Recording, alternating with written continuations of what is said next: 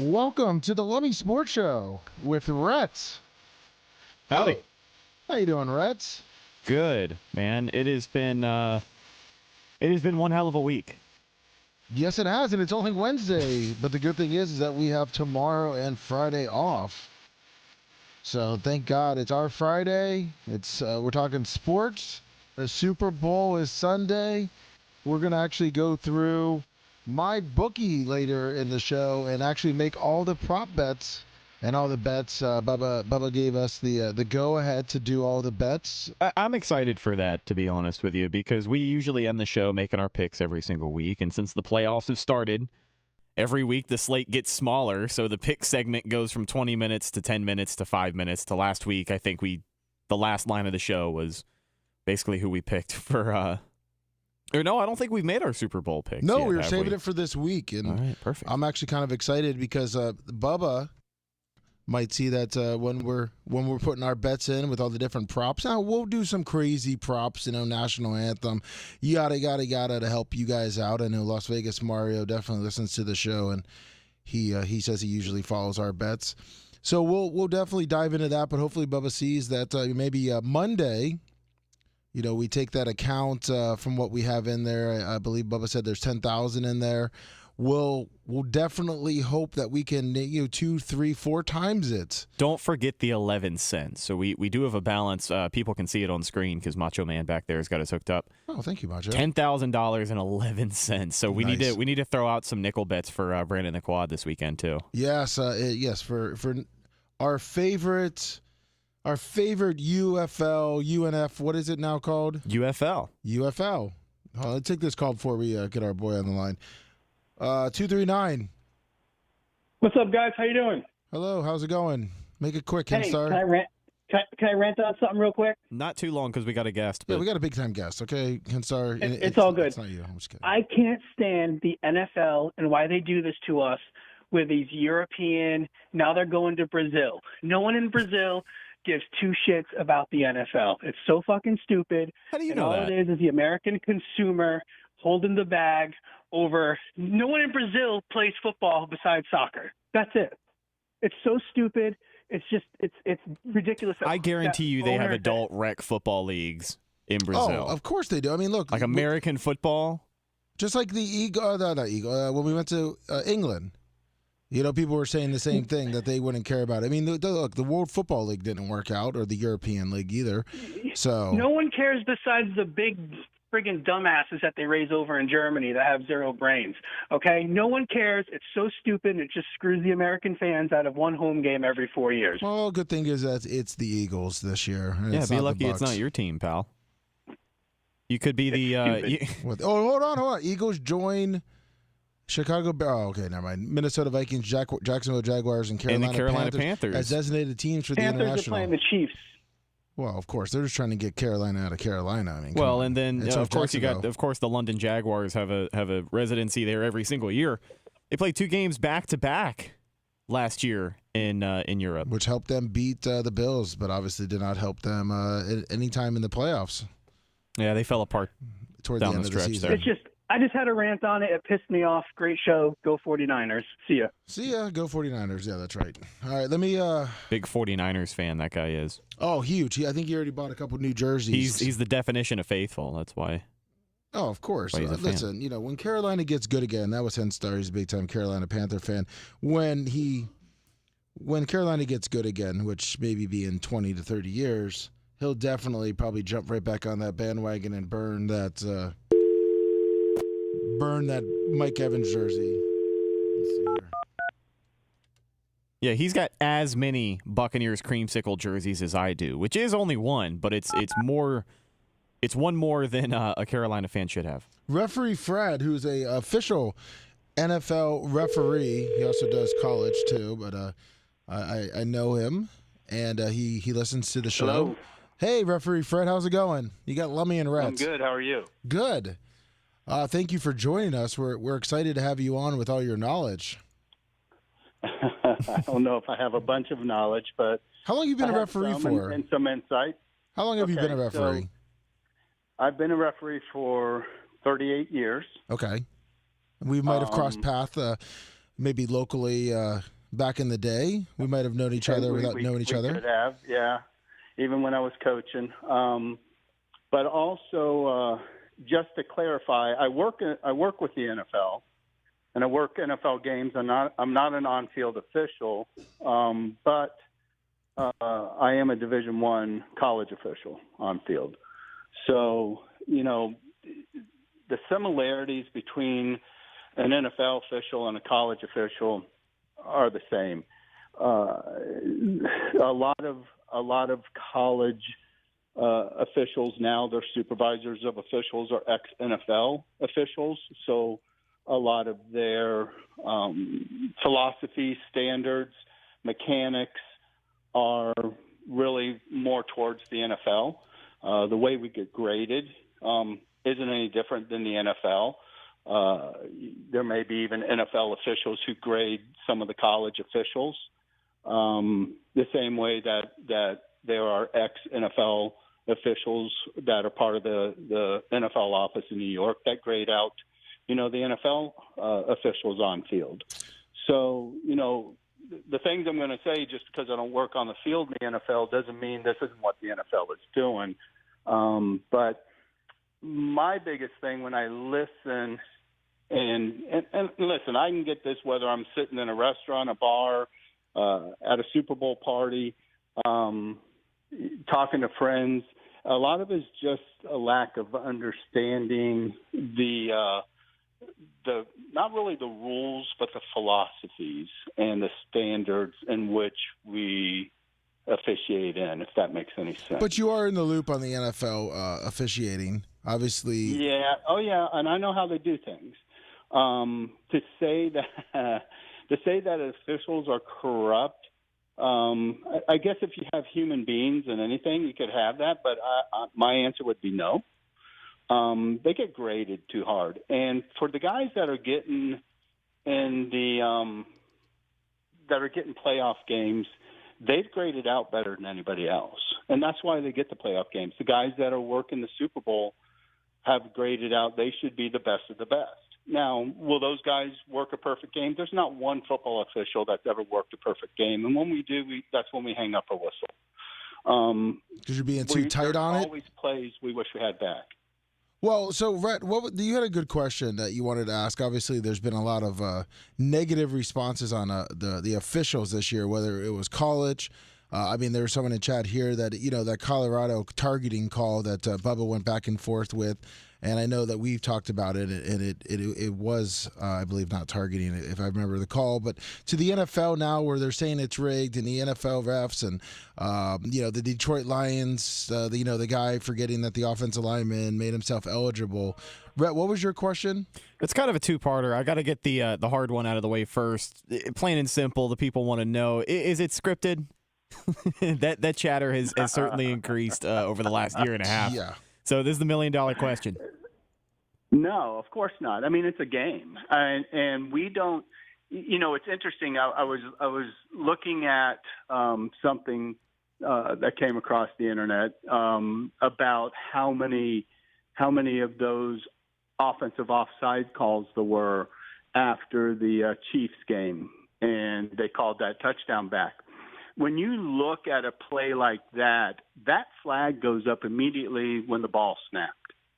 We have no idea. That could be an incomplete pass. It could be an interception for a touchdown the other way. We have no idea what the outcome of that play is going to be when that quarterback throws the ball. But when that ball was snapped, the flag goes up in the air because the guy was standing over the ball. Now, granted, and I tell coaches this all the time when we work scrimmages, and I tell players this. I'm going, you need to back up. You need to look at your wing guy and make sure you're on. I said, you may have 1 week where this guy just doesn't call it. He looks at it the same on both sides of the ball, and then you may get another guy next week. He does call it, and he's more technical on it. So it's not any different than whether it's baseball, basketball, hockey, or football. Some guys are a little bit more technical than other guys are.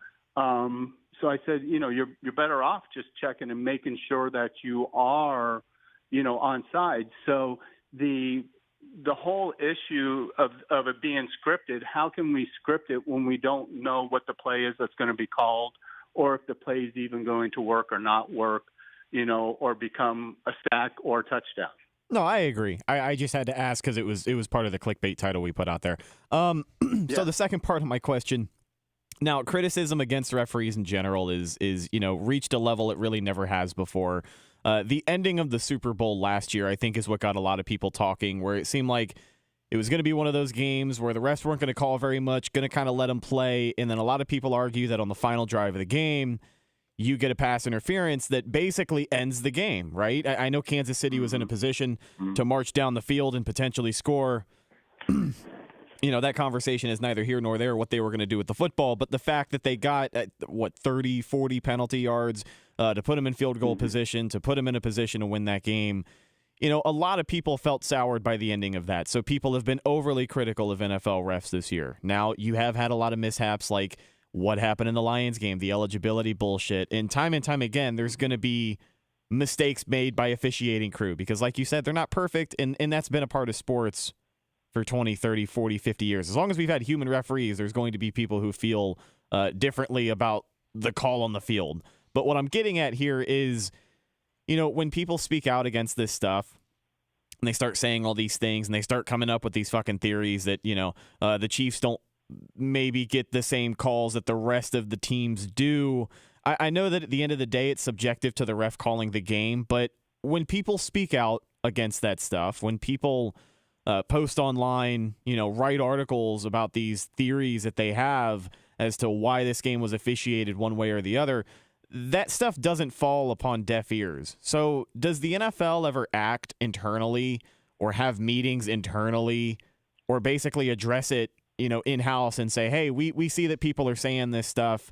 We've reviewed this game. We're going to take this action, or, we're going to ask that you guys call the game this way. You be extra careful to look out for holding on this specific play or this specific time of the game, or if it's getting close and you see a team coming back, maybe help that, the game be a little closer.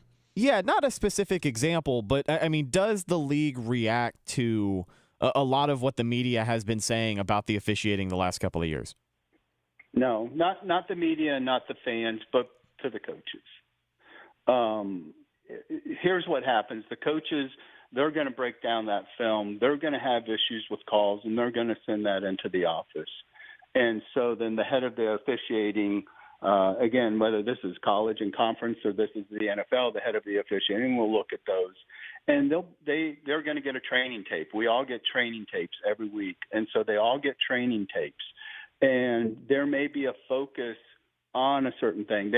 Again, the thing I saw on the internet said there was more offensive offsides called the week after that play with the Chiefs.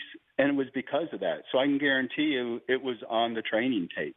And so then that's why everybody's antenna went up and they were calling it more. So that does happen. But it's not because of the fans and it's not because of the media. It's because of the coaches. This is just how it works. And then there's other things the coaches will complain about that are just not an issue. They're more nitpicking. But when there are major issues and there are mistakes made, they're told, yeah, we made a mistake, and it happens. You're exactly right, Rhett. We're human beings, and it's part of the game. It's not any different than the guy who drops a touchdown pass or the guy who fumbles on the 1 yard line. Well, people are now saying that's part of the script. I was gonna. We have two questions in chat.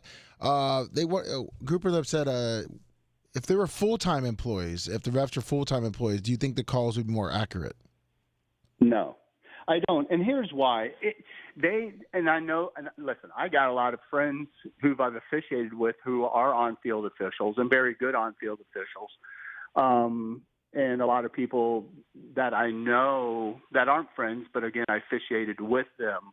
And the reason that they are where they are is because they're good.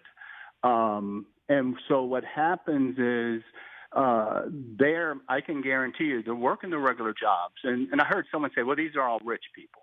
That's just not a true statement. Lawyers and doctors. You got doctors, you got lawyers, you have engineers, you have sales managers, you have general contractors, you have a lot of law enforcement. I mean, so these aren't just rich people. These are guys who have worked their way up the football officiating chain and have gotten where they are because they're good. Are they the best? There could be guys working high school ball that's better than any of them, but they just didn't have any aspirations to go higher.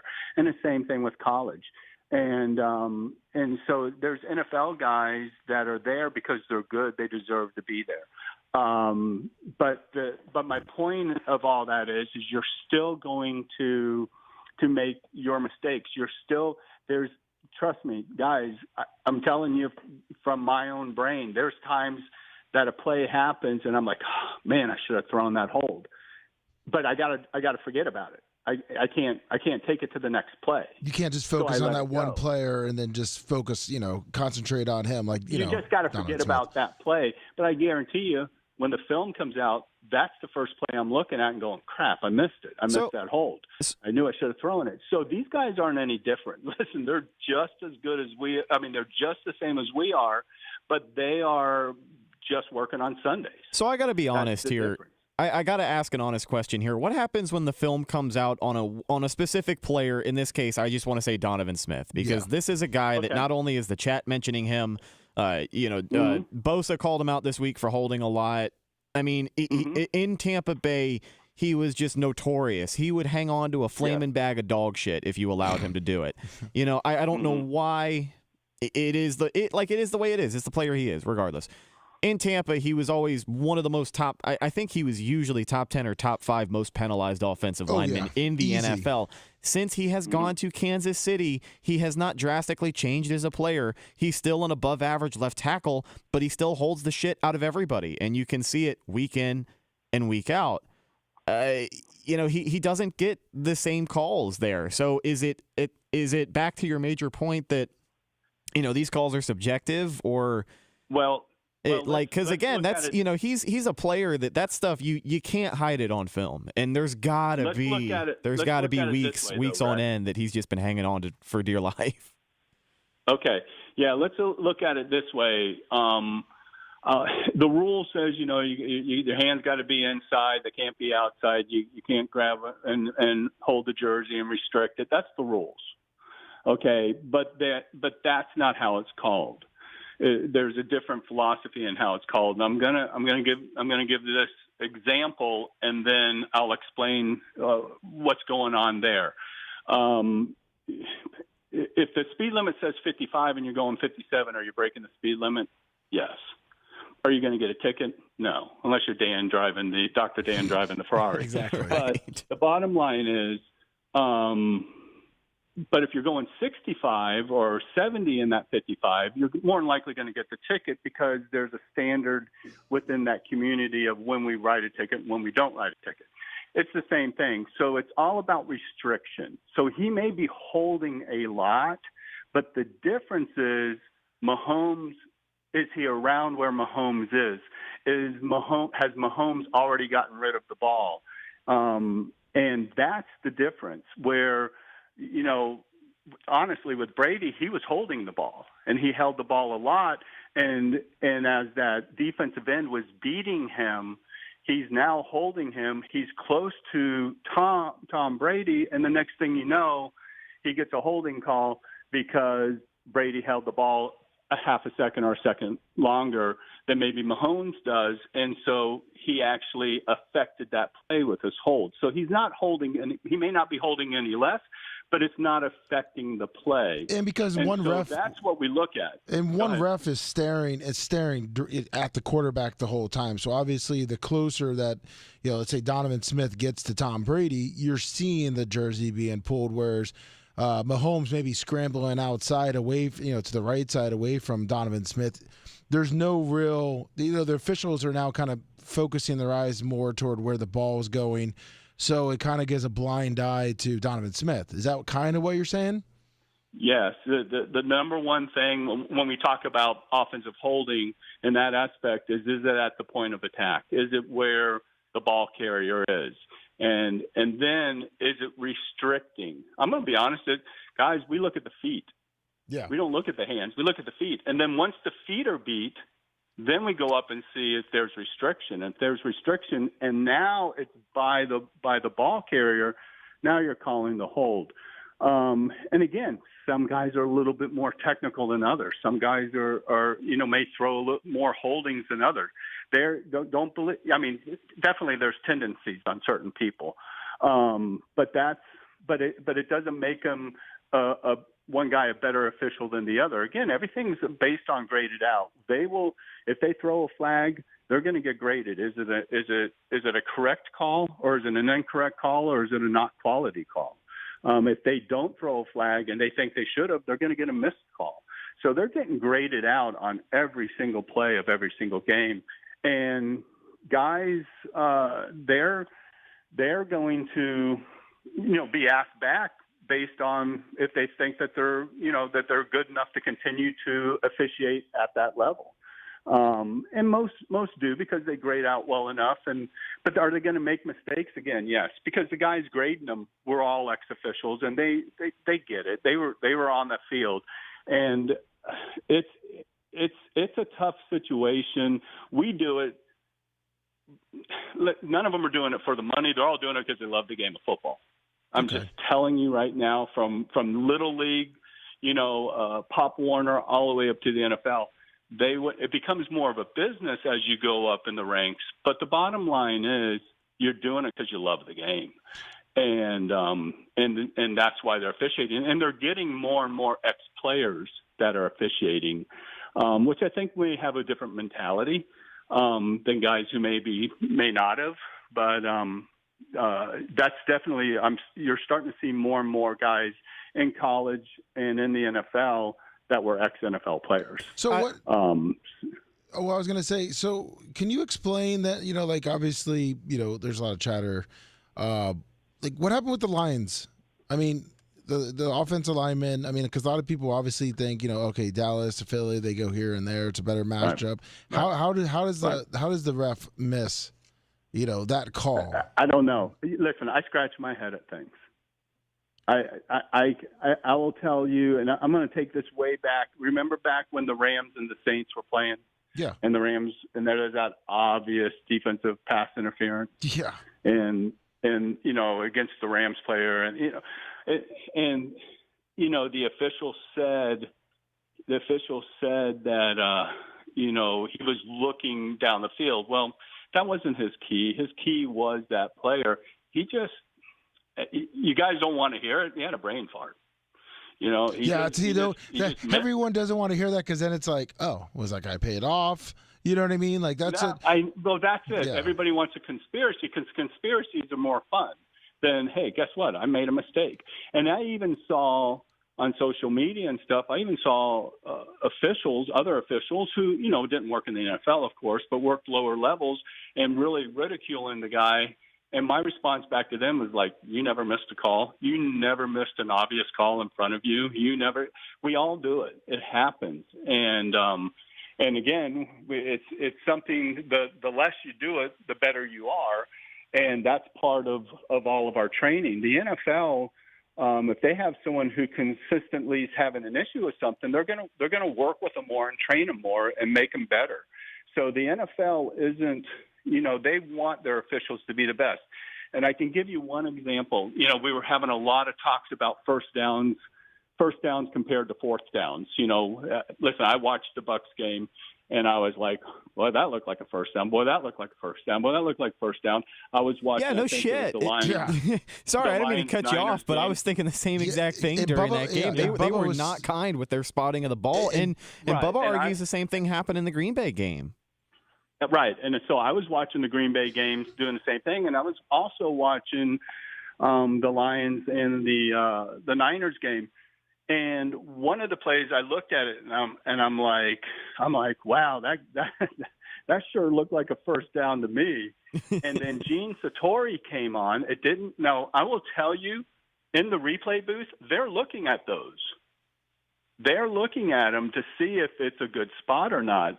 But my point is, Gene Sartori came on and they showed the replay, and the guy was right. He was like a quarter short, a quarter of a football or a quarter of a yard short of a first down.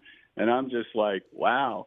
And my point is, there's many times when we watch these plays, especially at full speed, and they don't re-show them. And even if they do re-show them, we don't have the right angle. We're going, there's no way. That's a horrible spot. But you know what?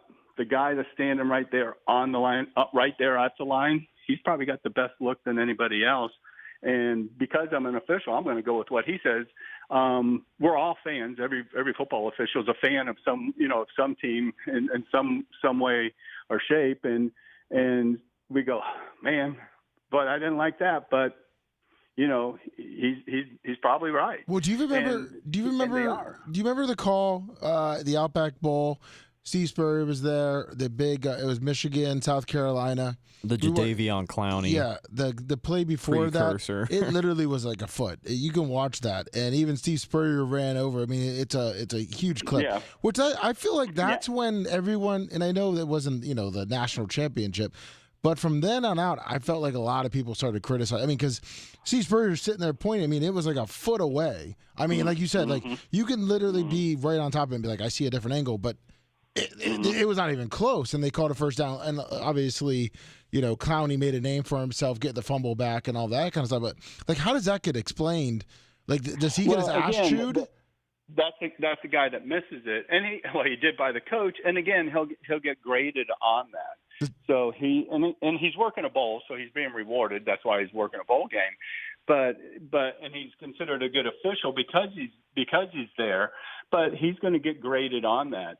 I mean, again, you'll see guys that I see it all the time. We're going to see guys. Let's talk about pass plays. We're going to see a guy who actually is pulling on a jersey and stretching it, and they don't call a defensive hold, and we're scratching our head like, why didn't they call the defensive hold there? But then you're going to see another guy who's literally just got his hand on the jersey, grabbing it, and he calls it. Again, it's not the standard is the standard. Just one guy called it different than the other. I truly do not believe, and the reason I know is because I've worked with so many officials. Nobody has a conspiracy. No one's going, hey, I don't want this team to win, so I'm going to go ahead and do this. And definitely not in the NFL. No one's getting a thing from the NFL saying, hey, you need to do whatever you can to make sure that Kansas City wins this game because we want it to be Kansas City and the 49ers. It's just not going to happen. You're just going to make calls that are correct. You're going to make calls that are incorrect, and you're going to miss calls. Now, it's part of the game. Is there any has there ever been any scuttlebutt in the back where guys are like, all right, Jim over there, he's a Chiefs fan, or like a Bucks fan, and you just see or he might be taking something, like he's just so out there, and then the NFL doesn't make it it doesn't make it prominent to oh yeah, Jim's on the take and we're gonna fire him, but maybe he doesn't return the next season. So yeah, there's no one like that. And again, there's I'm not going to say that every member of every crew's the best of friends and they're lifelong buddies, but when you work with a crew and you work with the same people for 10 to 15 weeks, you build a relationship with them, and you know them. And there's just guys who sometimes they just have a bad game. I mean, I've had bad games, and someone else just comes up and just says, shake it off. You'll have a better week next week. It just happens, and if it's consistent, you're just not going to be asked back. So it's not a consistent thing. It does happen because, again, we're human, and that's really what more than anything I want the fans to understand. We're human. We're the difference between us and them is we decided at one point in our life to step out on a football field and put striped shirts on and put a flag in our pocket and a whistle in our mouth, and that was it. And as long as you've been around, the referee scene, obviously you've been officiating games, been around it for a little while. Have you ever been privy to any, any shenanigans at all? No details. I'm not asking you to snitch. I don't need examples, but any kind of shenanigans. Not from the youth level. Guys, listen, I didn't know this as an official. I found this out from a coach. One coach told me, he goes, Keith, when these two teams play each other, we're talking about youth. We're talking about 12 to 14-year-olds. He goes, there are thousands upon thousands of dollars being bet upon in the stand. What, you coaching from Miami? Betting with the guy in the row in front of him or sitting next to him, and thousands upon. And he goes, so my point is not just in the NFL. It starts down in the youth league. And no, I've never, ever, ever met an official from youth league to high school to college to the guys I know in the NFL that would ever be on any type of take. They're not in it for that. Now, again, we're all humans. So if you say, Keith, could you 100% say? Of course not. I can't 100% say anything about anybody because, again, human nature is human nature. But I'm just telling you, of all the people I know, and that's hundreds and hundreds of guys I've officiated with, not one of them. It's not about the money. It's not. It's about officiating and being the best official you can be. You ever heard about a guy? It just really is. You ever heard about a guy maybe having beef with a player or just a notable player who had a reputation among officials? Well, and that becomes an issue, and we don't do that. So that's one thing that we talk about not doing. So if I had an issue with a certain player the week before, I'm not going to say anything to an official who may have that player next week and say, hey, watch out for number so-and-so because, he's really you're just not going to do it. You let them be who they are. And again, that player may just have been having a bad game the game you worked them, whether it was a bad day in life, their girlfriend broke up with them, whatever it may be. And it was just an issue. But no, I mean, now do they have guys have reputations? And in the NFL, you got to remember, college, you're only going to see a guy between 2 and 4 years. And then he's moved on or he's graduated, whatever. But in the NFL, yeah, you're going to have guys that are going to play 10, 15 years, and they're going to have that reputation. But I don't think officials go into it and go, "Oh, I'm going to be tougher on this guy because of." They're just going to go call the game. They're just going to call the game. They may talk to that guy a little more, things like that, but they're just going to call the game. And it's interesting to see how they interact with them in pre-games. They interact with them in pre-games as, "Hey, we're just guys out here." I mean, they don't walk around.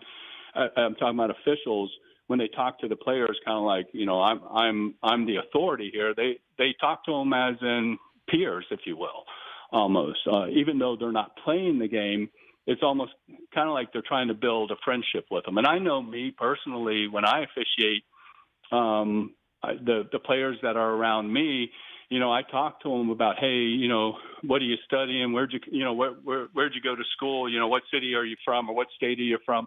You're just trying to build a rapport with them, really just to let them know I'm not here against you. I'm here on your side. I'm just calling a football game and just making sure that it's called correctly and according to the rules.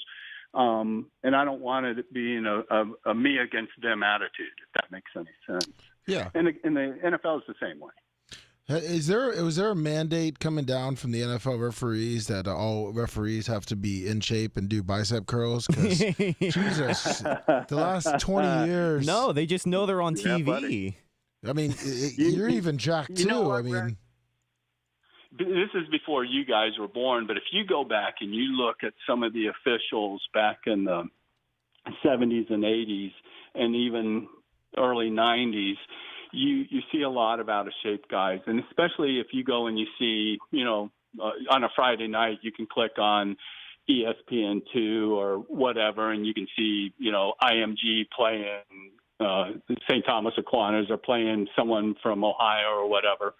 And you watch those games, you're going to see a lot of out-of-shape guys. And I remember a college football official came in and talked to our high school group when I was doing high school ball, and he pretty much said, listen, if you guys want to move up, you've got to look like an athlete. You've got to be in shape, because when you go and you talk to that coach is surrounded by athletes. He's surrounded by guys in shape, and to be honest with you, he's looking for the officials to be in shape. And from that moment on, I said, boy, I need to get in shape if I want to move up.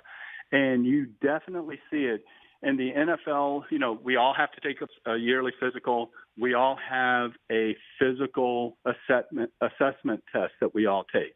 So you're definitely right. We're officials these days, the majority of them are in a lot better shape than they used to be. And that's because, the league and the conferences are requiring it. now, question. Well, actually, one, is there drug testing for the PEDs for referees? PEDs. If you take an Adderall, you're going to be fine. Some of them I'm like, man, I know. You guys doing smelling salts before the game? I had one guy tell me, he goes, Keith, if you want to look a little bit smaller, he goes, what size shirt you wear? And I told him, he goes, well, get the size smaller, put that on. He goes, that will tighten you up. And then he goes, and then get a shirt and take it to a tailor, and he goes and have them. And the NFL may tailor their jerseys. I don't know, but they all look good. That's for sure. And that does. I mean, you do want. I mean, Rhett said it. They're on TV. Oh yeah, exactly. It's on TV. Someone was talking about Flow Racing, and then Flow showing all the other things. ESPN Plus, almost every game that there is from at least Division II and up, is on ESPN Plus. So most everybody, I think, tries to be in the best shape they can and look as good as they can on the field. There was a you look good, you feel good. Yeah, that makes sense. There was a good question here from one of our people in chat, and I think Lummy may have been D's nuts. yeah, D's nuts is asking. I think that just like players, coaches, and refs, or I'm sorry, I think that just like players and coaches, referees should have to answer to media questions after the game as well. That would make them more accountable at the end of the day. What are your thoughts on that? They're not allowed. I know, but you think? Yeah, but like what? What? You know, why are they not allowed, and why shouldn't it be a thing? You know, to be honest with you, I don't know. I just know if there is a question usually about officiating, rarely do you, if you see anything, you'll see it, and you may see a statement made by a supervisor of officials, but a lot of times you'll see it more by the commissioner. And the commissioner's statement, now again, I'm talking about conferences or I guess the NFL, their statement is probably coming from the supervisor of officials. And that statement is probably coming based on a conversation had with the official at that time. But I think the whole point of that, Rhett, is to keep people anonymous. You remember, again, we're going to go back to that Rams-Saints game. I think people found out who that person was, and there were some death threats. It's a football game. Yeah. It's a football game. Obviously, nowadays, a lot of money. You know. There's a lot of money on the games now. I mean, there's a lot of money on the games, and I mean, you know, especially with all these conspiracy theories. I mean, in my mind, if it was a big conspiracy in a script, it would have been the Lions and the Chiefs. Well, and let me ask too. Yeah, I don't mean to cut you off again, Lummy. I apologize, but I have to ask. So, do you think the presence of sports betting, especially becoming such a big deal these last couple of years, is bad for the game? And I'm not asking simply from the point of view of, like, you know, among officiating crews. I'm just talking about for the league in general, because, you know, there's over and unders and there's a lot of coincidences week in and week out. And I'm not a big theory guy, so I'm not going to talk your ear off about that. But like, do you really think the presence of sports betting and all the money that it's making, even ESPN opening up a sports book, do you think that will affect the integrity of the game if it hasn't already? I mean, you got players in the NFL getting suspended for years at a time for gambling. Well, and that's what I was going to say. There are the NFL. I think it was a 5-hour. I went through. It was I think at least 5 hours of training about the gambling policy. Same with college. The conference I'm in, same thing. We had a couple hour segment on gambling. We're not even allowed to walk through a sports book if we were you know in Vegas for some reason or another, and you were staying at a casino, which honestly most officials just stay away from it. But if for some reason you were there because you had to be there for work, I mean, you're not even allowed to walk through a sports book not because you're gambling, but because someone took a picture of somebody else and you're in the background just walking from one point to another point, and they don't want it to even look like you had anything to do with any of that. So they're very, very, very, very hard on that, and definitely with the officials and the players. But we know about the issue with the guy in the NBA, but that's a little bit different. A lot of that you can make calls, you know, literally moment by moment by moment that'll affect the outcome of a play. We don't know if it's going to be a pass or a run, you know, so it's hard to say, hey, I'm gonna do something to affect the game here, because again, we don't know what kind of play it is. But I'm going to give you from my own personal view. You work so hard to get where you're at, you're not going to do anything to jeopardize it. Now, this is probably going to be one of our last questions. I know you got to probably go. I know you said you were up on time. Now, everyone keeps talking about like someone betting on their behalf and things like that. If a ref is, let's say he has someone on the outside, making a bet, and let's say, it's a backfield judge or something like that, and he makes a call. The head judge or a different, they when they come together, they can wave the flag off, right? The head judge or the head ref can always wave a flag off no matter what, correct? So here's what happens: is if someone throws a flag and I see the play, or I throw the flag, and I go in to tell the ref what I have, if another official saw something that was totally different, they'll come running in to me, usually before I'll get to the referee, and go, "Hey, are you sure you saw what you saw? Are you sure that's a flag?" I've done that. I've had people call face masks because they saw the head turn and dip down and all that, and I saw he had him by the shoulder pad. He never grabbed his face mask, but the way he yanked him, it looked like it was a face mask. And the guy would throw a face mask, and I'd run to him immediately and go, "Hey, do you got a face mask?" And he goes, "Yeah." And I go, his hand never grabbed that mask. I said, "I saw the whole thing. It never grabbed it." Now I'm on the tape. I'm the one that's going to buy that. And if I'm wrong, I'm going to get dinged for it. But the point is, I would never run and say that unless I know I'm 100% correct. And so you can take another guy off of a call because you have a different point of view where you saw it more clearly than them, whether it is or isn't a foul. Usually you take them off of the flag, and then you go to the referee and say, "Hey, we thought we had a face mask, but it's not a face mask," and then he'll just say there was no foul on the play. So I know you guys wear little headsets. They don't chime in to the little headsets. They do sometimes on quick stuff, on quick things you can, but when you have something major, a face-to-face conversation is better. Okay. So you'll see times where there'll be a defensive pass interference, and you'll see a guy give the signal, and then on his radio he's given the number, and then the referee just does it. And then you're going to see other times where you'll see 2 or 3 officials talk together before they go to the ref, or the guy come up and actually talk to the ref, because they are talking about what they saw to confirm that they had what they had. So that is a definite. But usually when it's definitely, if someone false starts and it's a no-brainer, 65, like a false start 65, there's no reason to go run up to the referee and tell him. You just tell him over the radio. I got you. But if I've got a false start and the head linesman, he has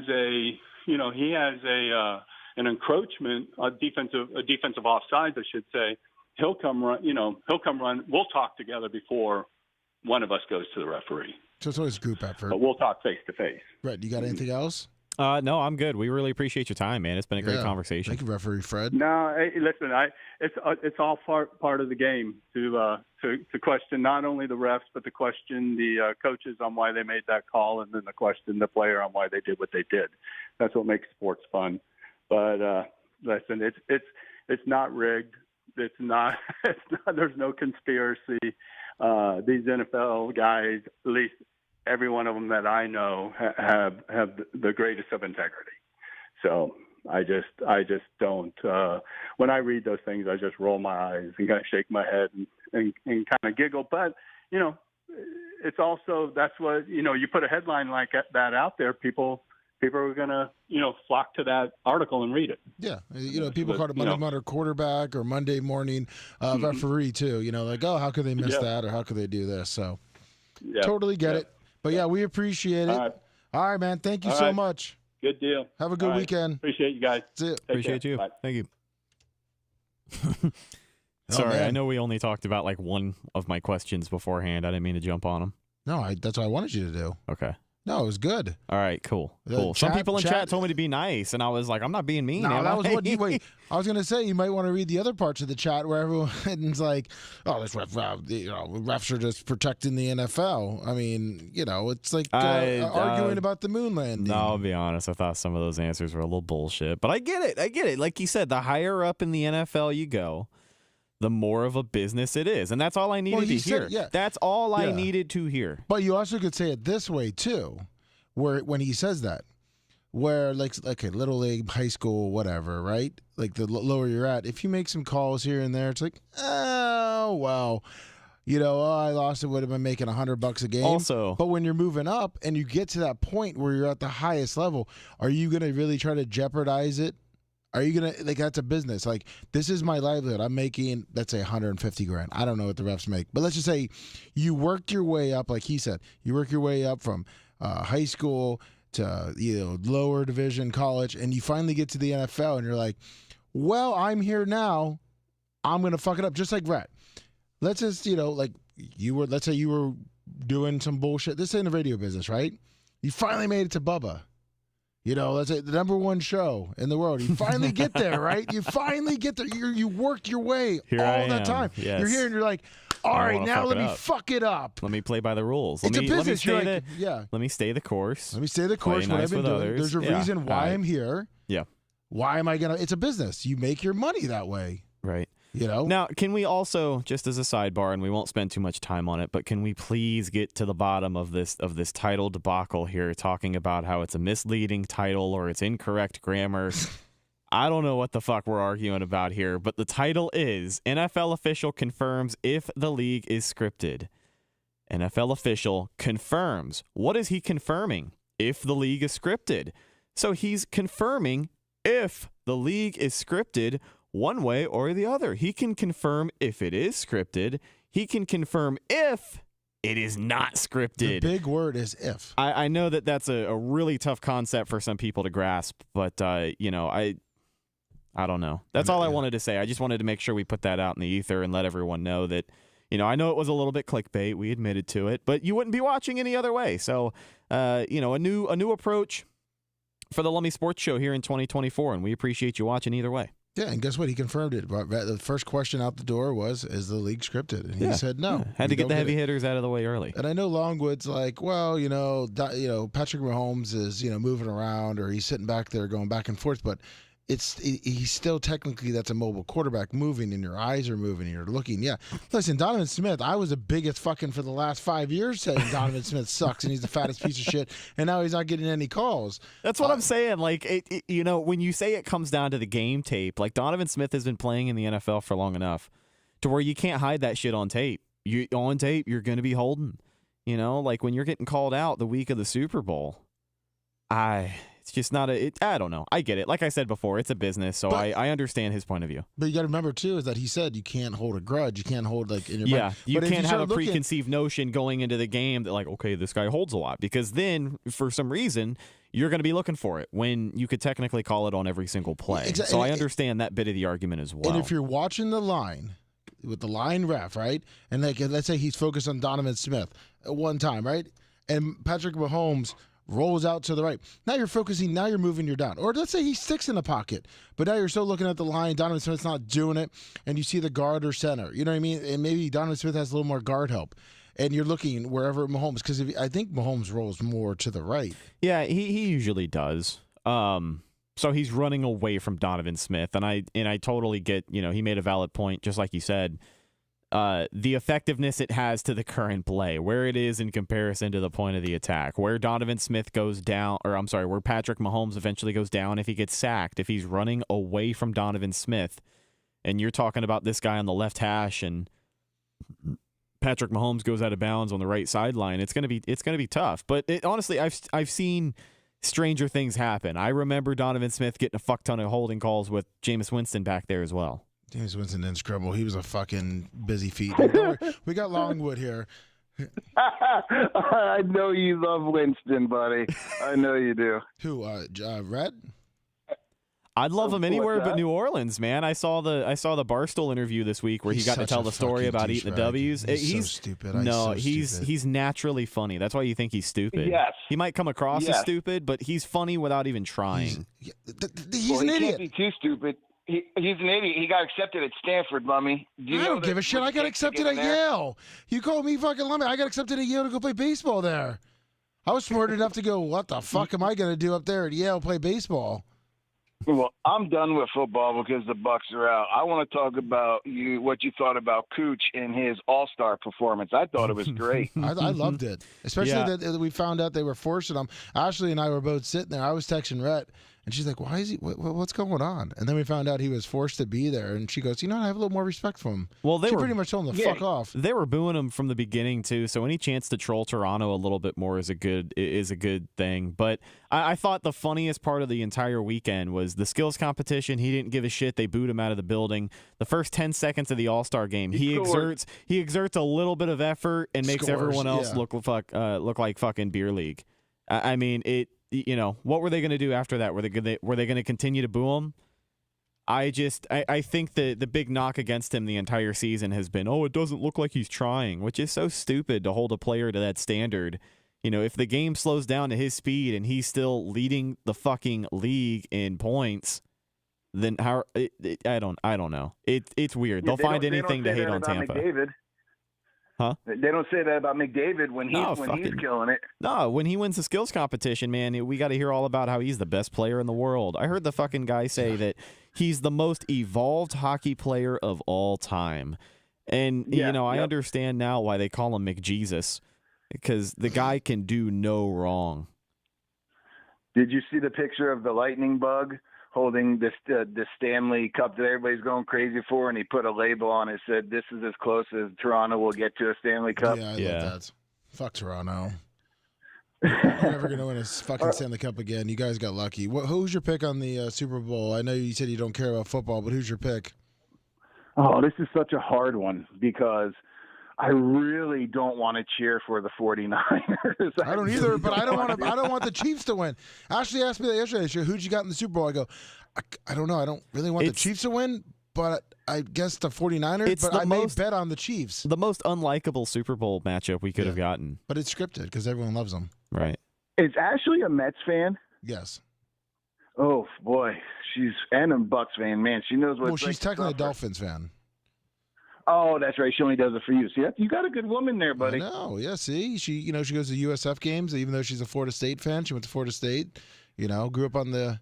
She goes to the Rays games, wear Rays shirts. But obviously, if it's the Mets, she's all about the Mets. She's a Penguins fan. She'll go to the Lightning games. So, and we're like, well, That's kind of how I do it up here. If I go to a Syracuse football game and they're not playing Florida State, I'll cheer for Syracuse. well, how about But USF? if I though? go- Check them out. But if I go to a hockey game and it's not the Lightning, I'll cheer for the home team Exactly. just because. Yeah, we're the Yeah, same. I'm in We're their the house. same. Exactly. We're the same. My team's not playing, I'll go cheer for the home team. Fuck it. I'm gonna be in that town, especially if I'm staying there. Usually the town's a lot better and it's a lot cooler to go out at night when your home team wins. Exactly. So everyone's All gonna right, have a better guys, I time. don't want to take up too much more time because I know some other people want to call. Have a great day, fellas. You too. Appreciate you, man. We're probably gonna get into the fucking betting here. Let's do it. Let's get into the fucking Super Bowl. Let's get into the fucking Super Bowl, buddy. It is time. The NFL season comes down to this. Kansas City and San Francisco. I believe the line now adjusted to +2. Yeah, and like we were talking about, this is actually one of the most unlikable games. Like trying to bet it, I told Ashley, I'm like, I think the Chiefs will cover. Maybe like tease it up to 3. Well, and a half? yeah, shit. For 2 points, the Chiefs got to cover. I'm picking the Chiefs either way. But As much as I think the line is what it is because of San Francisco's defense, I can't bet against Patrick Mahomes. Well, here's the thing too. I can't bet against Patrick Mahomes, but I guarantee you, because I put most of my Super Bowl money on Kansas City this weekend, they're going to fucking lose. They're going to get their ass kicked. Yeah, watch them lose by 25 points. Well, and the thing is that when you start thinking, like, who do I really want to cheer for? And if you can tease it up to 3, but then it's like the 49ers, and then you just start thinking about that. it's one of the hardest Super Bowls, like you've said. So I started looking at stats. I looked them up yesterday when we were driving Walker to swim. Ashley even asked me about it. She's like, "What's the stats on like the favorites?" So I looked it up. It was 42% of the Super Bowls, except for I think the pushes, and then like Super Bowl. No, there was still a bet on it. Was the over and under, but 42% of the favorites won. They covered. They covered or won straight up. 42%, which it's it's not that bad. No, it's But not. the over and that's- under, 50-50. See, that's the element of the game that Mind blowing to me. any given 50-50. Sunday is exactly what I think of Oh, yeah. when it comes to that statistic. Even the 42% for the favorites, because it's right about half. Any given day, they could play this game this Sunday and Kansas City wins. They could play it next Sunday, fucking San Fran wins. Like yeah. And I looked it up. I had to count it. They didn't actually have it. So when we were driving to swim, I looked up all the Super Bowls, and we looked up how many now let me ask you, you guess it. How many Super Bowls ended in a one-score game, 6 points or less? Well, I did 7 points or less. 40. 40 out of 58. no. Well, it worked out to 35%. It was like 26. It was 35% of the teams, the NFL, the Super Bowls ended within one score. A lot more recently. There's been a lot more recently, but like from there was a lot. There's been a lot of blowouts. Well, I guess you think about the Pirate Bowl. You think about Buffalo getting the shit kicked out of them that one year. Yeah, for 3 years, pretty much. I thought that they were all close except for the 1 year against the Giants. Oh, and that loss on the one that was close was the missed field goal, right? Yeah, and then they got blown out. Brutal. The Redskins, and the 2 times of the Cowboys. Well, they were the Redskins at the time. I mean, they weren't the Commanders. Correct yourself. I've actually been playing a ton of PS2 lately. I've been playing Madden 06 because I've been playing Madden 06, been playing Superstar mode because what I did is I started on NCAA, did Road to the Heisman. Oh, there you go. That's coming did back 3 up. years as a quarterback at Tennessee. Won the Heisman twice, which I think broke the game. Transferred that player from NCAA to Madden, and now I am playing through his career as a second-round draft pick for some fucking reason. You win 2 Heismans, you get drafted in the second round by the New York Giants. Oh, not even. I thought you were going to say the Washington. No, but we played. Sorry, that's the point I was getting to. I apologize. We played Washington, and Tiki Barber is my running back, and I remember just watching him run for a touchdown, and I can see in the red zone it just says Redskins. Oh, they gotta love that. And it just felt wrong. It felt like something that shouldn't be there, but they were indeed the Washington Redskins, and many people still call them as such. Here we go. Last one. Well, we had to get to our UFL expert here. Hell yeah. Brandon, that's you. Is he alive? It's not even about the UFL, but I think the Chiefs are going to win the game because they've been there before, so they won't. The 49ers were Yeah, there. 49ers were there a couple of years ago, and they played Kansas City, believe it or not. Yeah. No, I thought they played the Ravens. Well, yeah, but they were there after again. That was like 13 years ago. Yeah, that was the but Hardballs. I think 4 years ago. It was Joe Flacco. It was Not Joe. Jesus Christ, not Joe. Jimmy G. Jimmy G. I don't know. Joe Flacco was back. Jimmy G, and he threw up that duck Yeah. on the potentially game-winning Yeah, drive. it was Mahomes and Jimmy G, and then obviously before that was Colin Kaepernick and Joe Flacco. But I still think the Chiefs are going to win. Oh, so are you betting your nickels and dimes on the Chiefs? We're going to place an Actually- 11-cent bet today for you, Brandon. Yeah. Actually, I'm going to put $20 on it. I got $300 in the bank. Let's Well, go. don't spend it all. Yeah. Make sure you I get won yourself a 24 I won pack before you do Hey. it. at the casino. No, nice. Yeah, bankroll management, brother. I mean, if you're going to be making bets on the Super Bowl, give yourself $20, $30 and then just pick up, go where the odds are good. Yeah. Throw $4 here, throw $6 there. You know what I'm saying? Well, I did a parlay with Kelsey, Checo, and McCaffrey, and it's going to be $450. Plus 450 for all those guys to get a touchdown? Mm-hmm. I Yeah, like it. okay, Yeah, cool. that's Let's actually. go to the touchdown props here. We'll do those first. Yeah, that's not too bad. I don't. Yeah. What did you place the bet on? My bookie or something else? On FanDuel Sportsbook. Well, check Okay. out my bookie, buddy. All right. Have a good day. You too. You too, man. Thank you. He's like, That's "Oh, a. That's fucking not too bad. I might have to go on Hard Rock and do that. Or my bookie, like we're gonna Same. do right now. Yeah. Yes. Absolutely. You're right. Let's actually see what the odds are on my bookie. I know. I'm trying to find the player touchdown props here. Can you build same game parlays here? Yeah, you can. So you know how to do it. Yes. All right, I'm cool. working through that, but I'm trying. You see right there, same game parlays. Awesome. Come on, my bookie has everything. I just want to see what the odds are on my bookie. Let's I'm take a sorry. I second kind of,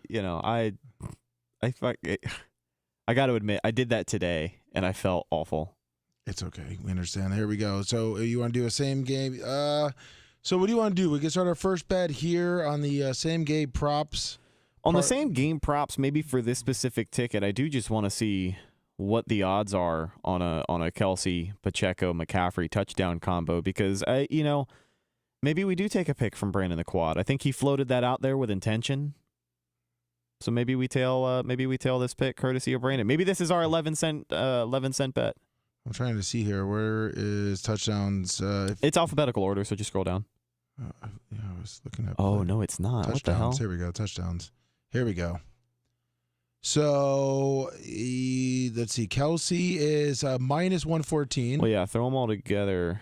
Okay, so we got that one in. Pacheco. The three highest odds for McCaffrey. both teams.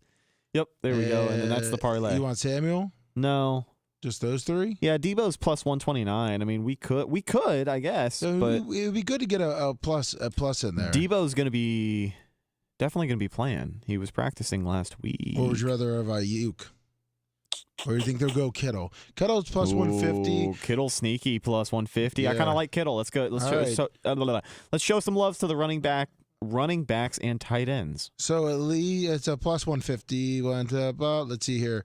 Let's bet. It's plus 900. Plus 925. There this we go. is So actually if not we bet bad. $100, $100.11, please. we get a. Sorry. Yeah, 0.11. There you go. There we go. We get rid of that 11 cents for Bubba. Our bet would be $1,026.13. Punch that ticket. I like that. Let's fucking go. I really don't hate that. For plus 925, I'm gonna take a look. Oh, you're gonna put that bet in too? Yeah, fuck yeah. No, I do want to get some winners here. So you know what? I'm gonna take that off. I'm gonna do Kelsey For plus 925, I'm gonna do that. I'm for gonna sure, do yeah. these two. It's a plus 144, which is not bad. I mean, for a positive two-leg parlay. McCaffrey and Kelsey. Yeah, getting a 2-leg parlay with Kelsey and McCaffrey and getting plus anything is nice. So I mean, bet 500 to win 1,220. there you go. There you go. I want to get some winners here. It's crazy just throwing this money around like this. All right, so go to. I'm a little nervous. The money's not going down. Do you want to go through some of the? Yeah, but why isn't the money going down? Oh, you're right. Oh no, is it hooked up to a credit card? Why? What is going on here? You better quit putting bets in. Now you got me scared. Now you got me really scared, Warren. I use my real name now. Place Yeah, because this It's not adding up here. Holy fuck, dude. Please tell me. Bet was successfully submitted. Can you go? I took the I took the info off of the screen. Are you able to go see? Pending wagers. Okay, we got pending wagers. Here. Oh, all right. So $200 is what we. No. No, we have way more. Uh-oh. Go to Open bets. Oh, man. Here we go. cash out. Oh, available. we can't. Okay, so we can't bet 1,000, it looks like. Okay, now it just came out. All right, cool. All right, we are back. We are so back. Oh, that would have been the funniest fucking thing in the world if you were dinging Bubba's credit card. What? For like $700. I'm in Date City, you dumb fuck. Once you do the wrong fucking thing. Oh my god. My credit card went fucking over the limit by $1,000. Yeah, because I did. By the way, we hope Travis Well, 'cause Kelce I know, and like- McCaffrey score because we'll win $1,400. No, Bubba's literally talked about sitting in the studio and like I think using real money on my bookie before. Oh, don't So tell me that. with it, like it's happened to me before with Uber Eats, for example. If I put in a buddy's card info for a specific order, Oh. and then the next time I don't remember to switch it back, it'll ding his card. Oh, well. So that's what immediately my mind went to was worst case scenario. God, that would have been so funny. No, it wouldn't have been funny at all. Now Didn't even- that it didn't happen, we can laugh about it. Yes. Right. Okay, so let's go to Super Bowl 58 odds, right? Let's start here. Sanford. I mean, you wanted to go Chiefs, right? Yeah, I like KC +2. I think they cover and win. What do you think of the over and under at 47.5? I don't love it. I don't love The it. over? 20. Let's see. That'd be 27-21. You don't think it'd be 27-21? No, I feel like it'll be like 24-21 final score. Really? Yeah. So you want to go over under? Yeah, I guess so. All right, we'll click those two. I'm gonna regret that. I'm going over. That's my pick right there. So you want to take the money line too? Yeah, sure. Money line right now is plus 105. Kansas City +2. The over and under currently is at 47.5. Let's click on. Let's go first half lines. Is this so? Are we doing this all on one ticket? Oh no, we're gonna go one by one at the end. Yeah, here we're gonna do all right. solos. Yeah. I'm not Cool. gonna do 100 fucking thing parlay. Bubba will be like, "Where's all the money you guys are gonna win?" Well, we won 13 out of the 17. Bubba, hear me out. Well, there was Yeah. a chance to win a bunch of money on a 45-leg parlay. So we got at the half. Let's see. Chiefs are plus 0.5. To be honest, I like the Chiefs. You like the Chiefs at Obviously, halftime? The 49ers have been slow starters. Okay, Obviously, you've I seen agree. against the Yeah, Packers and the Lions. you did. I think the Chiefs come out firing, and if they're going to win, they're going to win. Whatever it's scripted. But I think the Chiefs come out strong, and the 49ers put a comeback in on the second half. Okay. So I like the plus point. I like the plus. I mean, realistically. Actually, fuck the half. Just take the money line at minus 110. There's no point for what half a point. I mean, yeah, I mean, what's the realistically, difference? if they're tied, but you wouldn't worry in. Let's just go money line over and under 23.5. I feel like I do have a feeling most of the points are going to be scored in the second half. So you like the under? You'd go with the Vegas line right now by being minus 117. That's what it would win. See, I so. feel like it's going to be a hot first quarter, and then the defense is going to kick in the second. All right, well, let's go with the first quarter. It's a pick 'em. So we got Kansas City 49ers pick 'em money line right now. It's actually they have the 49ers favor to win the first quarter. I believe that. I guess clean sweep of Kansas City. Are we going to go through all the quarters here and quarter, first half, second half? What about MVP? Who do you think is going to win MVP? Let me click on. I guess we'll go Kansas City because I guess we're just gonna pick Kansas City. MVP props: Mahomes 121, McCaffrey plus 400, Brock Purdy plus 189, Travis Kelce plus 1100. That's actually not a bad bet. I could see if he has a huge game, 12 Two catches, touchdowns, 100 touchdowns. yards. Yeah, that they would give it to Kelce because the NFL scripted and they want Kelce and Swift up there. I wonder if he retires soon. I don't think he will. I mean, he's 30. He's going to be 35. I think if his brother comes back, he'll come back. I don't think his brother's coming back. I do. I don't think. I don't know. Back-to-back Super Bowls. You're the most popular you'll ever be. I can assume he would want to come back. He seems like a guy who would want to come back, but I just wonder how much longer he goes for because, again, he is going to be 35. So I'm going to put it on. I'm going to put the MVP on Kelce, plus 1,100. Do you want to put it on Mahomes? Yeah, I'll go Mahomes. Do you want to put it on McCaffrey in case San Francisco does win? No. I'm putting it on there then. That's my pick. You want to put any of these long shots? You want to put it on Shamari Connor? Yeah, how about Jordan Mason? There we go. We'll put those two. The chances, I mean, that we might as well put fucking $1 on that one. Yeah, there you go. Let's do some of the I'm gonna do fun The props. coin toss prop. Well, I wanted to make sure we won our money. Heads or tails? What do you think, Rhett? Give me tails. Do we have a coin Tails here? never fails. Do we have a coin in here? Probably not. I don't see any in my vicinity. All right, tails it is. Who wins the coin toss? San Fran or Kansas City? San Francisco. They're going to get the ball first. What team that wins the coin toss wins the game? No, we are going with that way. Well, I don't know. I you know what? Actually, I think there's a statistic for that. Yes, there is. You are correct.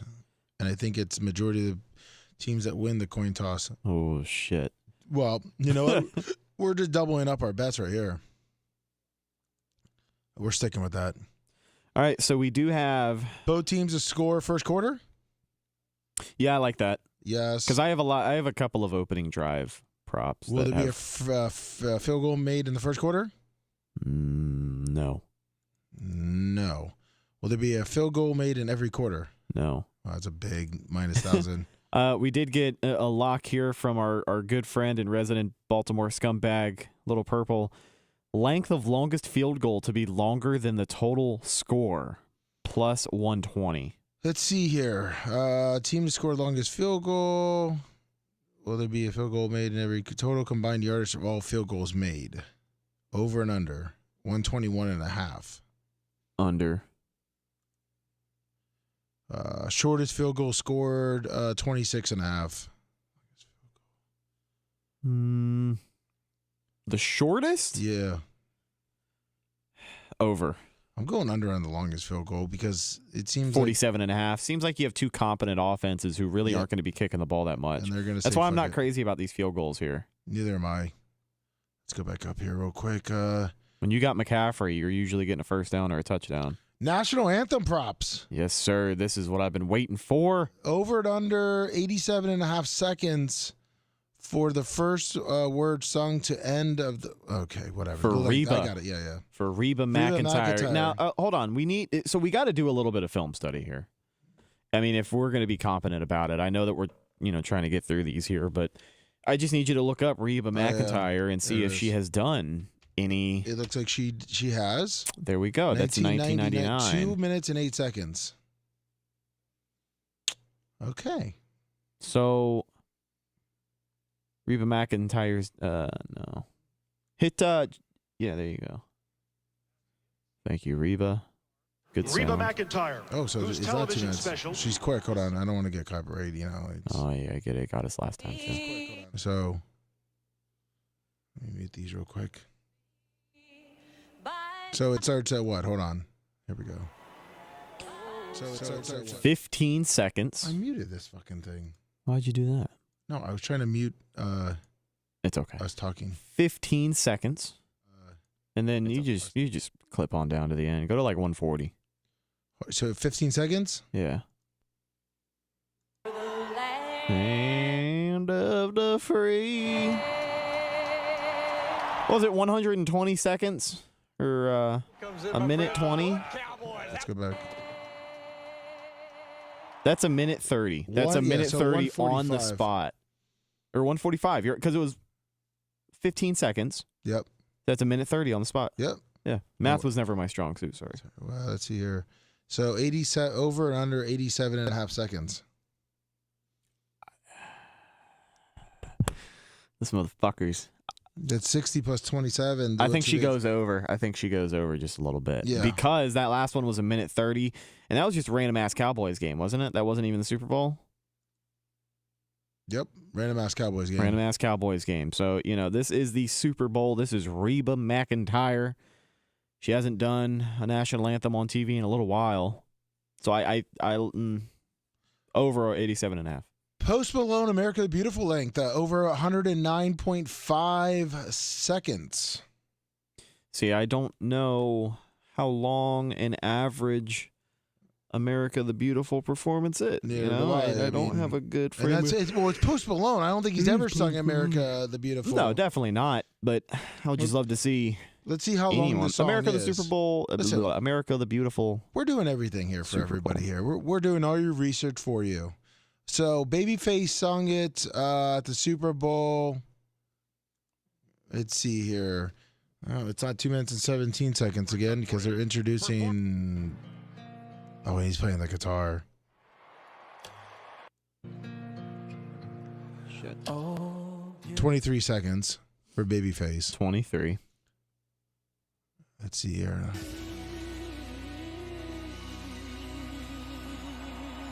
Got to hold that note. All right, 2:14. Yeah. Wow. What is that? Minute 40. It's 104 seconds. I think it might be under. Yeah, Post Malone, he's going to go through it pretty quick. Yeah, because he's not like a showcase singer. He's not really a guy that's known to drag shit out like that. And I'm going over 3.5 seconds for the word brave because you heard the last one. She drug that out. And that is what the favorite is, too. Oh, yeah. Yeah, over 3.5 seconds. She's going to drag that shit out all day. What are you doing? 3.5 feels like a cakewalk. You Yeah. probably do 4.5 on that line. What are you doing primary colors of boots and shoes during the anthem? Black, brown, red, white, blue, purple, pink, yellow, green. I think she's going to have to be red, neutral. Red plus 400, again, caters into the team. I kind of like blue plus 1,000. You want to do blue? I'm going to do black. Let's see who that. Pretty good odds on white, too. I think there's a good chance either blue or That's true. white. We'll do Plus all three. 800. Andy Reid shown first or Kyle Shanahan shown first? Andy Reid all day. Yeah, they're going to show that fat fuck. They're going to show him in the first 2 seconds of the game. Who gets shown first during the national anthem? Taylor Swift, Jason Kelsey, or Taylor Swift and JC? Yeah, that's not going to happen. It's going to be Taylor Swift by herself. Yeah. His dad's not going to be there. Who's shown first, Patrick Mahomes or Brock Purdy? Patrick Mahomes. You think? Yeah. See, I think they're going to go Brock Purdy after they go Andy Reid, but Oh, shit. they're going to go back and forth. That's a good point. But they could go Andy Reid, Kyle Shanahan, and then back to Patrick Mahomes. I think Andy Reid definitely gets shown first. Yeah. I think the favoritism. I know we just talked to referee Fred about it for like 40 minutes, but the favoritism for KC is still there. The media, the production truck. Exactly. Those aren't the officiating crew. Those guys fucking love Kansas City. So, yeah. Let's go Gatorade shower. Position a player to pour the liquid on the winning head coach. Oh, fuck. I'm going to go defensive special teams player plus 150. Yeah. Because it's usually like a fucking Defensive lineman. I feel like it's normally like kind of a nobody. Like I hate to say that, but it's normally that dude who's been sitting on the bench the whole game. He's just been sitting there waiting to grab the Gatorade jug. He wanted to be the first guy to do it. Now, color of the liquid. Purple, blue. Now, I mean, obviously Orange. clear water is not going to happen. Orange. You think orange? Yeah, give me orange plus 450. All right, plus 450. You know what? I'm going to go yellow, green, and lime. Okay. Let's go.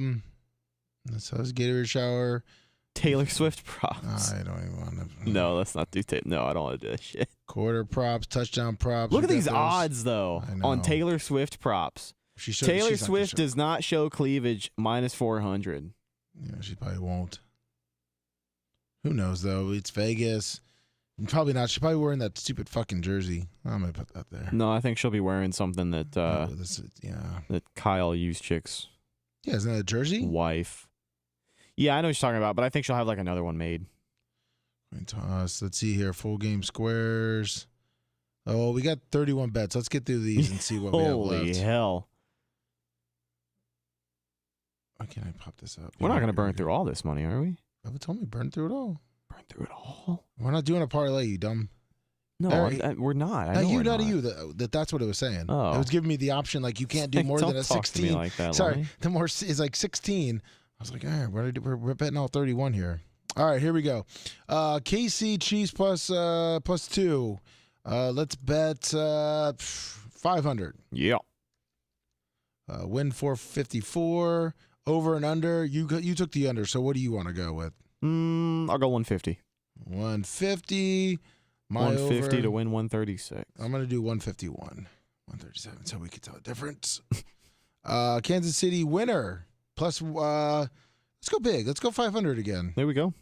Kansas City first half. You see the max bet here too. What do you think? 250. First half. Yeah, we'll go 250. First half under 23.5. 200. 200. First quarter, Chiefs. 500. Did we already do that? No, we didn't do the first quarter. Okay, my bad. You want to do 500 on the first quarter? No, let's do 100. 100 on the quarters. Big money here. Travis Kelce winning the Super Bowl MVP. I think I took that one, but what do you want to do? 200 to win 2,200. Yeah, keep it nice and round. Patrick Mahomes winning the Super Bowl. Go 300. 300 to win 363. Win my money back. Christian McCaffrey. Probably not going to win. Let's just do 200 on that one. And now our Chamari Connor with let's just throw $5. No, let's do 50 cents for Brandon the Quad. These will be our Brandon the Quad hitters. Can you type in .50? No. No, it doesn't let you? No, I can do $1.50. All right, $1.50. $1.50. And Jason Mason. Jason Mason. $2.50. Jordan Mason, $2.50. His odds are a little better to win 1,200. Those are probably not going to hit. Tails on the Super Bowl, 500. Yeah, let's do it. San Francisco to win the bets, 500. Sure. Potential win, I was 8,000. Still pretty good right now. Will team that wins coin toss win the game? Rhett said that the statistics say yes. Let's do 500. All right. Both teams to score the first half. I said yes. I don't know if you agree with me. Yes, yeah, I did. Let's go 750 on that one. Yeah, big money. Will there be a field goal kicked in the first quarter? I agreed with you that there won't be. 500? 500. I like the ones that we agree on. Super Bowl total combined yardage of all field goals made. We did under 121 and a half. I kind of like that. 250? Yeah. 100? 250, you think? 250 is good. All right, we still got $3,000 left. Under longest field goal scored. 47 and a half. That was me. I'm going to do 200 if you're good with that. Yeah. The Shreve McIntyre one. I like this. Oh, it's we only like max the bet. over. Only max bet's $136.35. Well, let's do $136.35. Yeah, let's max bet that bitch to win 101. Under, Man, the odds are in our favor here. And max bet on the Post Malone, On the under. 120. Yeah, 121.20. All right.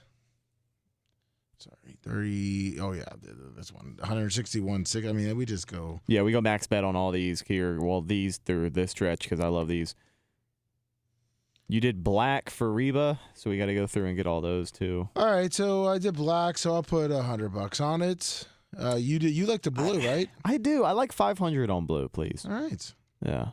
Well, we can't. Shit. All right, we'll max bet 101, Yeah. and then we'll just max bet We'll max bet all of them, I guess, if it's just $101 for the same bet. So now Bubba knows that they have a max bet on all these little prop bets. I know that I said 5,000, but I think it's on other things. Andy Reid showing first. 160. Now, Andy Reid showing first during the national anthem compared to the other coach or compared to every coach.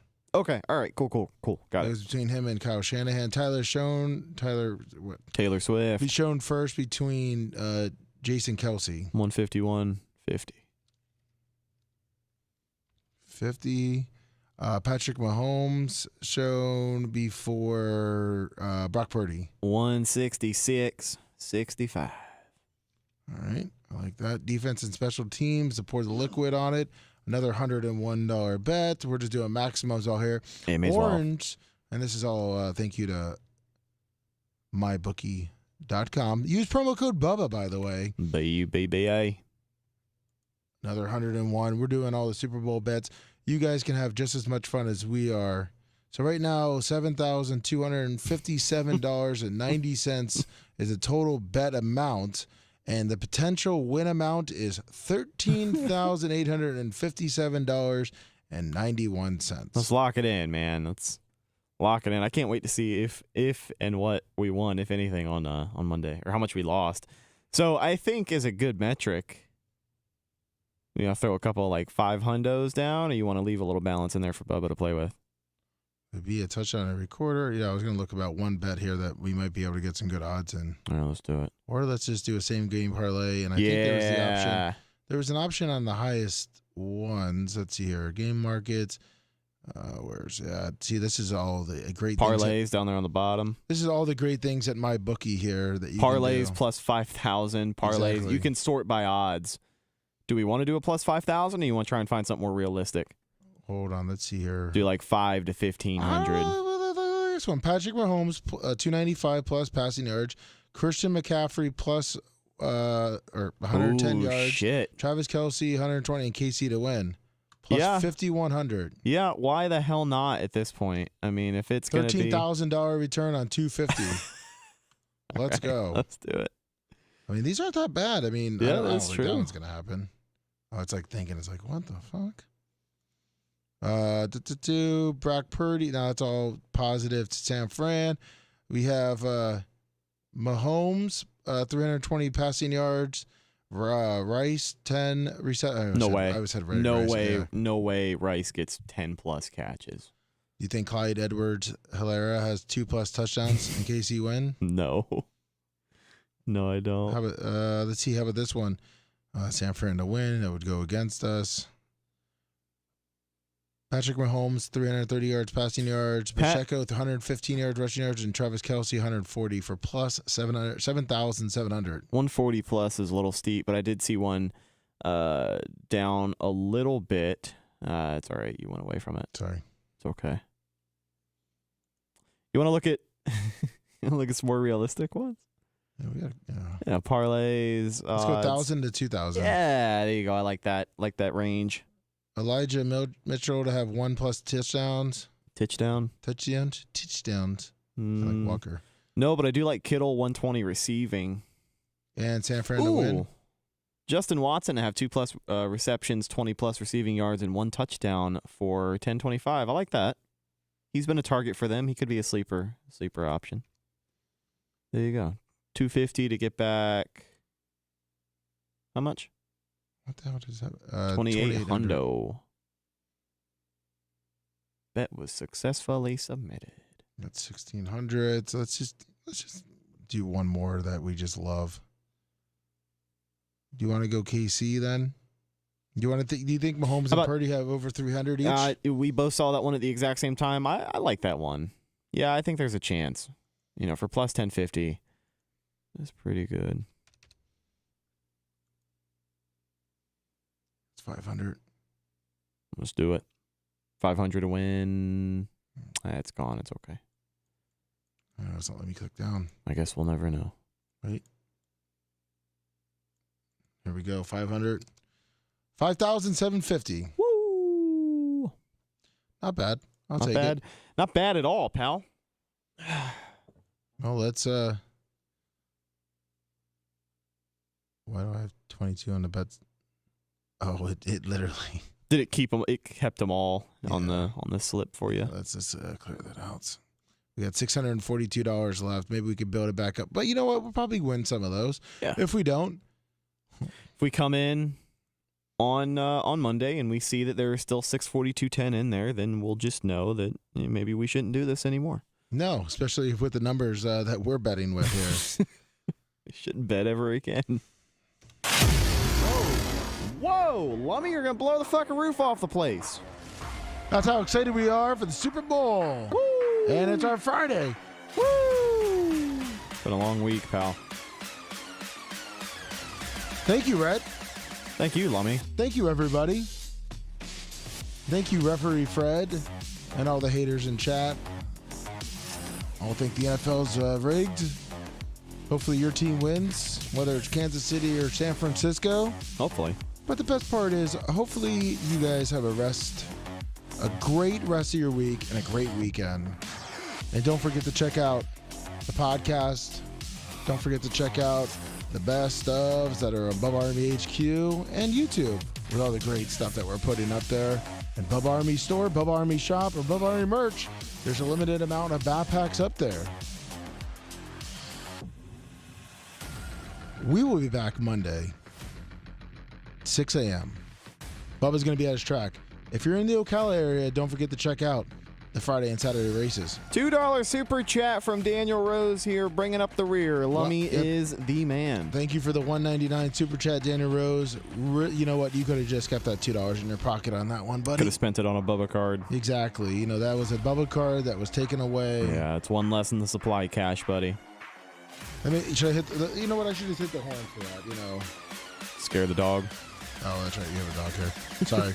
That's okay. She's sleeping on the couch. But everyone have a great weekend. Have a great Super Bowl. Whatever you guys are doing, you know what? We love you. Thank you, Bubba Army. You guys are the best. Have a great rest of your day. See you guys. See ya.